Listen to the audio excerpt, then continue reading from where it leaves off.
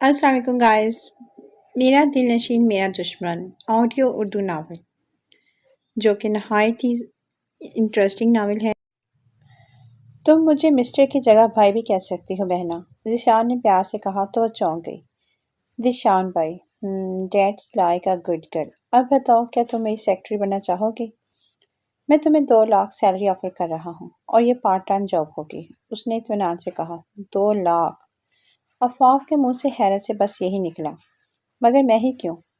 उसने हैरत पर काबू पाते कहा, क्योंकि तुम ईमानदार हो और बाकी लड़कियों की तरह डिमांडिंग नहीं। इतनी तफसीलात काफ़ी होगी मेरा ख्याल है। चलो चलकर चाय पीते हैं, उसने आफाफ के सर पर प्यार से थपकते कहा तो दोनों रूम से चाय पीने के लिए बाहर निकले, जहाँ मारिया सरदार के बाजू में बाजू डाले आ रही थी। तुम कहाँ जा रहे हो जिशान, वो भी ऑफिस आवर्स में? मारिया ने आईब्रो उचकाकर पूछा।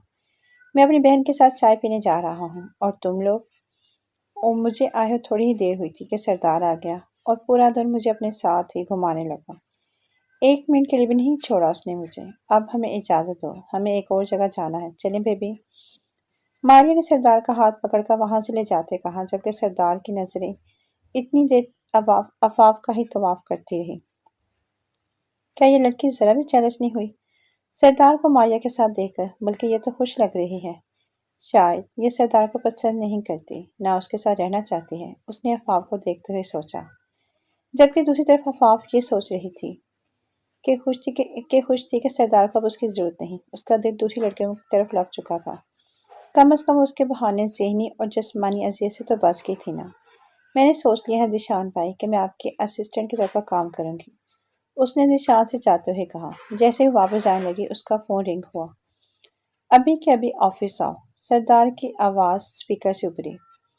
क्या आप मारिया के साथ बाहर नहीं गए? उसने परेशानी से कहा। मैं वापस आ गया हूँ और अगले 2 मिनट में तुम यहाँ नहीं पहुंची तो मैं तुम्हारी यूं नहीं पहुंच जाऊंगा, सरदार ने कहते काल काटी।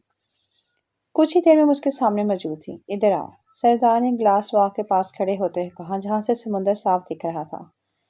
वो जब उसके पास आई तो सरदार ने उसके गिर्द बाजुओं का घेरा बांधा। क्या तुम वहां जाना चाहोगी? कितना खूबसूरत आइलैंड है, काश मैं वहां जा सकती। आफाफ ने दिल में सोचा। हाँ, मैं वहां जाना चाहूंगी। ठीक है, हम वहां जरूर चलेंगे, जहां हमें डिस्टर्ब कोई नहीं कर पाएगा, उसने आफाफ के गाल को प्यार से छूकर कहा। सर, आप वापस क्यों आ गए? उसने मुड़ते हुए पूछा।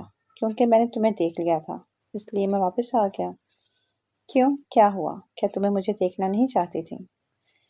सरदार ने एक हाथ ग्लास वाल पर रखे उसके करीब होते हुए कहा। ऐसी बात नहीं है सर, आपको याद है ना, उस दिन बहराम शाम ने डील कैंसिल कर दी थी। आफाफ ने बात बदलते हुए कहा तो सरदार कुर्सी खिसकाकर उस पर बैठा और उसका हाथ झटके से खींचते हुए उसे अपनी गोद में बिठाया। सर प्लीज ऐसा मत करें।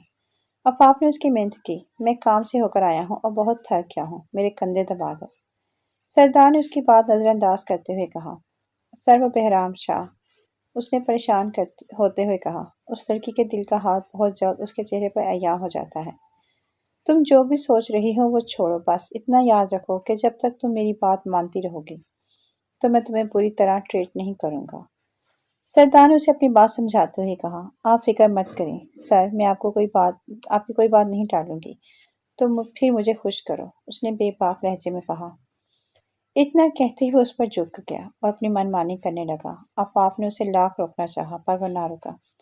थोड़ी ही देर में उसने आफाफ की काफी बुरी हालत कर दी थी। सर, क्या अब मैं जाऊं? उसने दरवाजे के पास खड़े होते हुए पूछा, जो कि बंद था। इससे पहले वो बाहर निकलती, दरवाजा एकदम अचानक खुला था। समरीन और मारी अंदर आई थी। दरवाजा खुलकर आफाफ के माथे पर जा लगा था और उसे बुरी तरह चोट आई थी। उसे चोट लगते देखकर सरदार अपनी जगह से खड़ा हुआ और उसके पास पहुंचा। वो उसके पास पहुंचा, उसका चेहरा पकड़कर देखा। हिलो मत, सरदार ने उसे हिलते देखकर कहा। आउच, दर्द हो रहा है। हैरत की बात है कि सरदार एक लड़की पर तरस खा रहा है। समरीन ने दिल में सोचा, बाहर से लड़की कौन है? ऐसी लड़कियां फ्लर्टिंग के लिए तो ठीक रहती है, मगर उन्हें ऑफिस नहीं बुलाना। मारे कब से आपका बाहर इंतजार कर रही थी, आपने उसे अंदर भी नहीं आने दिया, समरीन ने गुस्से से कहा। ये तुम्हारा मसला नहीं, क्या चाहिए तुम्हें? ऑफ कोर्स मैं ये कहने आई हूँ कि आप मारिया से शादी कर लें, आखिर वो 25 की हो गई है, समरीन ने जताते हुए लहजे में कहा। मैंने आखिर कब कहा मैं उससे शादी करूंगा? सरदार ने अनजान लहजे में कहा। वो इतने सालों से आपके साथ है। آپ اس کے ساتھ اتنا سرد رویہ کیسے رکھ سکتے ہیں آخر؟ سمرین غصے سے چلائی۔ سمرین زیادہ مت بولو، ابھی تو میرے کیریئر کا سٹارٹ ہے، آخر میں اتنی جلدی شادی کیسے کر سکتی ہوں؟ ماری نے اپنی شرمندگی مٹاتے ہوئے کہا۔ اگر تم شادی کرنا بھی چاہتی ہو تو مجھے شک ہے کہ تمہیں میرے جیسا ہی لڑکا چاہیے، سردار نے سرد لہجے میں کہا۔ ماریا پھر تم ڈر کیوں رہی ہو؟ بس مجھے ایک بات بتائیے، کیا آپ اپنے باپ سے ڈر رہے ہیں؟ سمرین نے پوچھا۔ شٹ اپ، اپنی بکواس بند کرو ورنہ میں گارڈ کو کہہ کر تمہیں دھکے مار کر نکلوا دوں گا، سردار نے ایک ایک لفظ چباتے ہوئے کہا۔ اوہ نو، یہ تو بہت غصے میں لگ رہے ہیں۔ آفاف نے دل میں سوچا، کیا تم میری بیوی بننا چاہتی ہو؟ کیا تم جانتی ہو میری بیوی بننے کے لیے تمہیں کیسا بننا پڑے گا؟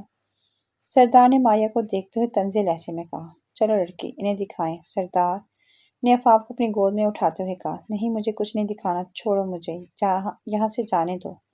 آفاف نے چیختے ہوئے اس کے کندھے پر مکے برساتے ہوئے کہا، مگر سردار کو کوئی اثر نہ ہوا۔ آفاف کو اٹھاتے آفس سے ملحقہ کمرے میں لے کر آیا اور بیڈ پر جا پٹکا۔ یہ مسئلہ تو ان دونوں کے درمیان ہے، بھلا اس کا مجھ سے کیا لینا دینا؟ میں نے تو کچھ غلط بھی نہیں کیا، تو پھر کیوں یہ سب برداشت کروں؟ آفاف نے اپنے دل میں کہا۔ سردار نے جب اس کے کپڑے پھاڑ دیے تو وہ چیخ اٹھی تھی، کیونکہ سردار درندہ بن اٹھا تھا۔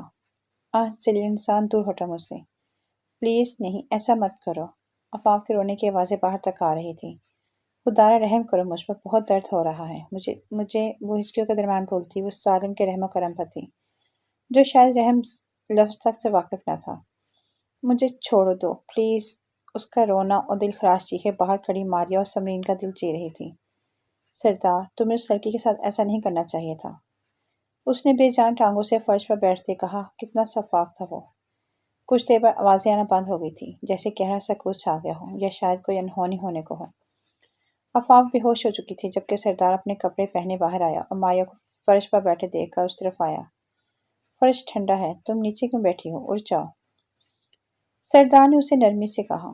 میں نے سردار کو کبھی ایسا نہیں دیکھا، اس نے دل میں سوچا۔ کیا وہ لڑکی ٹھیک ہے؟ ماریا نے فکر مندی سے کہا۔ تم اسے چھوڑو، ماریا اور سردار کے ساتھ جاؤ، ان جیسی لڑکیوں کا تو کام بھی یہی ہوتا ہے کہ، سمرین نے بے رحمی سے کہا۔ سردار، ہمیں بھوک لگی ہے، کیا تم ہمارے ساتھ ڈنر کرو گے؟ سمرین نے پوچھا۔ ہاں۔ جب اسے ہوش آیا تو شام کے 7 بج گئے تھے، وہ تقریباً 4 گھنٹوں سے بے ہوش تھی۔ وہ شکستہ قدموں سے وہاں سے نکل آئی تھی، اب وہ فٹ پاتھ پر چلتی سوچ رہی تھی، آخر یہ 200 راتیں کب ختم ہوں گی؟ مجھ میں سوداگر جیسے سنگ دل اور شفاق شخص کو برداشت کرنے کی ذرا بھی سخت نہیں ہے، اور نہ ہی میں اب ایک لمحے اس کا چہرہ دیکھنا چاہتی ہوں، اس نے خود سے کہا۔ ابھی وہ انہی خیالوں میں تھی کہ عالیہ نے اس کے پاس گاڑی روکتے ہارن دیا تو وہ چونک گئی۔ تم یہاں کیا کر رہی ہو؟ کس نے تمہیں تنگ کیا ہے؟ کیا ہوا ہے؟ عالیہ نے اس کی گردن پر نشان دیکھتے پریشانی سے پوچھا اور باہر آیا۔ کیا یہ سردار نے کیا تمہارے ساتھ؟ اس نے غصے سے کہا۔ نہیں، مجھے اپنے ہاسٹل واپس جانا ہے، میں چلتی ہوں۔ اس کو یہ سب بتانا ٹھیک نہیں، آفاف نے دل میں سوچا۔ آفاف نے اس کی بات کو نظر انداز کیا اور ناک کی سیدھ میں چلنے لگی۔ سردار نے میرا کردار، میری شخصیت مکمل طور پر مسح کر کے رکھ دی ہے، یہاں تک کہ جو شخص کل تک میری جان لینے کے در پر تھا، وہ بھی آج مجھے ترہم بری نظروں سے دیکھ رہا ہے۔ اس نے خون کے آنسو روتے ہوئے سوچا۔ تم بہت اداس لگ رہی ہو، چلو میں تمہیں ایک جگہ پر لے کر چلتا ہوں، وہاں تم اچھا محسوس کرو گی، اس نے نرمی سے کہا تو آفاف اس کے خلوص کو رد نہ کر پائی تھی۔ اسے اچھے سے ریسٹورینٹ میں لے کر آیا تھا جہاں انہوں نے سیخ کباب کھائے تھے۔ مرچی سے عالیہ کے گال اور ناک لال ہو گئی تھی جبکہ آنکھوں سے آنسو نکل رہے تھے۔ جب تم سے نہیں کھایا جا رہا تو کیوں کھا رہے ہو تم؟ آفاف نے ناسمجھی سے پوچھا جس پر وہ ہنس دیا تھا، جیسے کوئی شکلیں بنا رہا تھا۔ آفاف کو اسے دیکھ دیکھ کر ہنسی آ رہی تھی۔ کچھ دیر کے لیے ہی صحیح وہ سردار کو بھول گئی تھی۔ تم مجھے ایسے کیا دیکھ رہی ہو لڑکی؟ کیا اب تمہیں احساس ہو گیا ہے کہ میں سردار سے زیادہ ہینڈسم ہوں؟ اس نے ہنستے ہوئے کہا تو آفاف کی ہنسی اونچی ہوئی۔ سردار کے اتنے کراہیت آمیز لہجے کے بعد عالیہ کی ہمدردی اس کے دل پر مرہم کی طرح لگ رہی تھی۔ وہ نہایت اچھا دوست ثابت ہوا تھا۔ اس کی طبیعت زیادہ خراب ہونے لگی تھی، جہاں تک کہ اسے بری طرح کھانسی شروع ہو گئی تو آفاف اسے لیے ہوٹل سے باہر نکلی۔ وہ ہاسپٹل اور اپنے گھر دونوں جگہ جانے پر ہی رضامند نہ تھا۔ آخرکار ڈرائیور نے انہیں عالیہ کے عالیشان اپارٹمنٹ میں پہنچا دیا۔ اس نے ڈرائیور کے ساتھ مل کر اسے لٹایا جو تھوڑی ہی دیر میں بخار سے تپ رہا تھا۔ اس نے فوراً ڈرائیور کو میڈیسن لینے بھیجا اور اس کے بھائی بہرام شاہ کو کال میں لا کر صورتحال سے آگاہ کیا۔ فی الحال تم اس کے ساتھ رہو جب تک ہم نہیں آ جاتے۔ ویسے میں نہیں جانتا کہ آرین کسی لڑکی کے ساتھ اپارٹمنٹ جانے پر رضامند ہو سکتا ہے۔ بہرام شاہ نے ناسمجھی سے کہا، آپ ہمارے رشتے کو غلط سمجھ رہے ہیں۔ آپ یہاں آ جائیں تاکہ میں یہاں سے جا سکوں۔ اس نے دو ٹوک لہجے میں کہتے کال کاٹی۔ اس کے سرہانے بیٹھی یہ سوچ رہی تھی کہ اگر سردار کو مایا کی اتنی ہی فکر ہے تو اسے دکھ پہنچانے کے لیے وہ مجھ سے کیوں کھیل رہا ہے؟ آخر کیوں؟ اس نے مٹھیاں پینچتے ہوئے سوچا۔ وہ آرین کے لیے پانی لینے گئی تھی۔ جب وہ واپس آئی تو وہ کھڑا ہونے کی کوشش کر رہا تھا۔ یہ تم کیا کر رہے ہو؟ عفاف نے اس کے پاس بھاگ آتے ہوئے کہا، لیکن اس کے پاس آنے سے پہلے ہی وہ بے ہوش ہو کر نیچے گر پڑا تھا۔ عفاف بغیر تاخیر کیے اسے ہاسپٹل لے گئی تھی۔ آرین کے پیرنٹس بھی وہاں آ چکے تھے۔ کیسے ہے میرا بھائی؟ بہرام شاہ نے اندر آتے کہا۔ اب ٹھیک ہے، بس فوڈ پوائزننگ ہو گئی تھی، عفاف نے جواب دیا تھا۔ تو تم وہ لڑکی جو آرین کے ساتھ تھی کل؟ بہرام نے اس کی گردن پر نشان دیکھتے کہا تو عفاف نے فوراً دوپٹے کو کور کی تھی گردن۔ نہیں، آپ لوگ غلط سمجھ رہے ہیں۔ وہ بس میرا دوست ہے، اس کے پاس کوئی تھا نہیں اس لیے میں رک گئی تھی۔ اب آپ آگے ہیں تو میں چلتی ہوں۔ عفاف نے وہاں سے دامن بچا کر نکلنا چاہا۔ تم یہیں رک جاؤ صبح تک پلیز، اٹھے گا تو اسے اچھا لگے گا۔ بہرام شاہ نے پہلی دفعہ اس سے نرمی سے بات کی تھی۔ ہاں بیٹا پلیز رک جاؤ، مجھے اور بہرام کو کہیں جانا ہے، اس طرح تمہاری آنٹی اکیلی رہ جائے گی، آرین کے بابا نے پیار سے کہا تو رد نہ کر پائی۔ ٹھیک ہے۔ اسی طرح وہ فجر تک جاگتی رہی اور نماز ادا کرنے کے بعد آرین کی والدہ کے اصرار پر وہ کچھ دیر کے لیے وہیں بیٹھی بیٹھی سو گئی۔ مجھے گھر جانا ہے، آپ سمجھ کیوں نہیں رہے؟